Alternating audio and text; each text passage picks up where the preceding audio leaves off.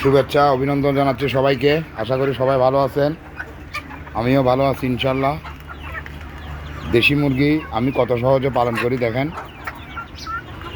সহজ, একদম সহজ হয়ে গেছে আমার জন্য দেশি মুরগি পালন করা। দেশি মুরগি সহজেই পালন করতে পারবেন আপনারা যদি একটু অভিজ্ঞতা থাকে, বেশি লাগবে না। দেশি মুরগি পালন করলে আস্তে আস্তে অভিজ্ঞতা হয়ে যাবে, যেহেতু দেশি মুরগি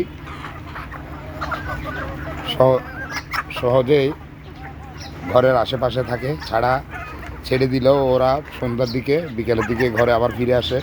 দেশি মুরগি আপনারা পালন করতে পারবেন সহজেই। আমি কত সহজে দেশি মুরগি পালন করি, আমার জন্য দেশি মুরগি পালন করা একদম সহজ হয়ে গেছে। এই যে দেখেন, ওদেরকে খাবার দিলাম, ওদেরকেও খাবার দিলাম, এর ভিতরেও খাবার দিলাম ওদেরকে। এই যে দেখেন,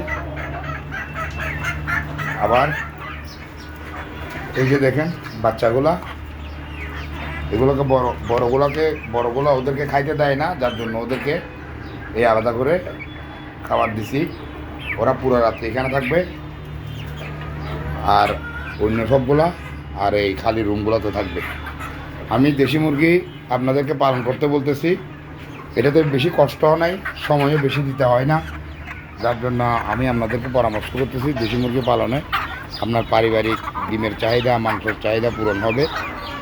যে কোনো সময় চাইলে ইচ্ছে করলে জবাই দিয়ে খেতেও পারবেন। ডিম, দেশি মুরগির ডিম কিন্তু অনেক দাম, একটা 20 টাকা করে বিক্রি হয়, এমনিতে একটা 10-12 টাকা লেয়ার মুরগির ডিম।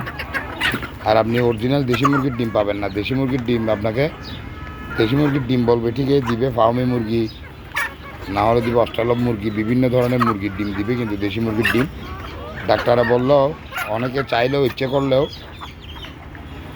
দেখা গেছে কি